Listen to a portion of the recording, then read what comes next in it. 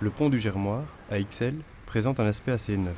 Il a été récemment reconstruit dans le cadre des travaux du RER. Ces travaux s'intègrent dans un projet qui est une occasion unique de repenser l'accessibilité de certains quartiers de la ville, en remettant en service d'anciens lieux ou en créant de nouvelles gares.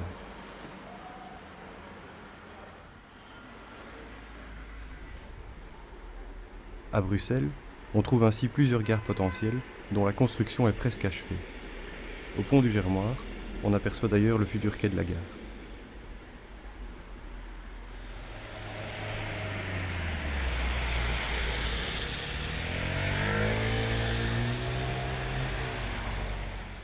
Ici, on a pu élargir le pont pour aménager les quais et doter ceux-ci d'escaliers et d'ascenseurs.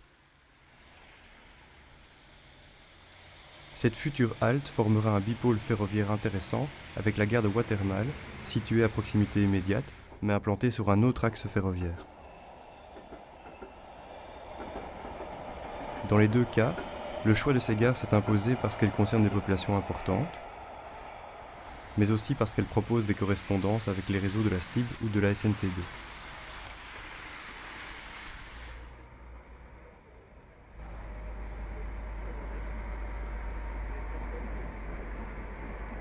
Ici, à la place Verboeckhoven, également appelée par les Bruxellois la cage aux ours, les choses ne sont pas aussi simples. Notre étude a évalué un potentiel très élevé pour la création d'une gare. Le quartier est densément peuplé et connaît à certaines heures une fréquentation et une desserte par les transports collectifs tout à fait hors normes. Créer une gare à cet endroit pourrait donc véhiculer et permettre de nombreuses correspondances pour un grand nombre d'habitants. Mais si l'urbanisation dense explique une partie du potentiel, elle en limite également les possibilités d'aménagement. Ici, de nombreux problèmes techniques se poseraient, notamment liés au manque d'espace, à l'élargissement des ponts ou encore aux collecteurs d'eau usée.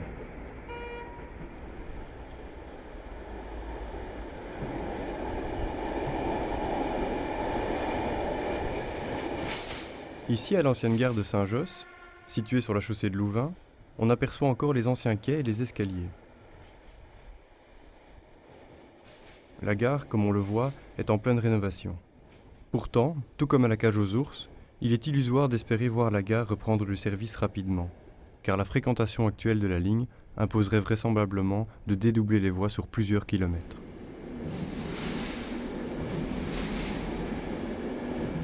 Et ceci sans compter la construction ou la reconstruction de nouveaux quais.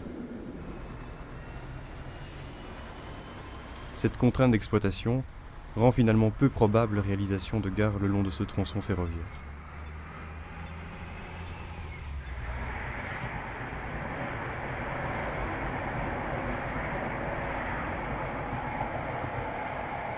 Rappelons que des objectifs politiques peuvent également influencer l'élaboration d'un réseau.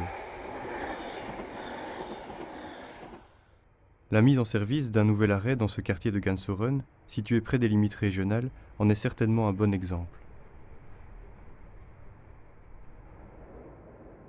Son potentiel est assez modeste, selon notre étude, mais le lieu ne manque pourtant pas d'arguments. Le quartier est éloigné du centre-ville et l'accès au transport public est limité pour une population moins motorisée que la moyenne régionale.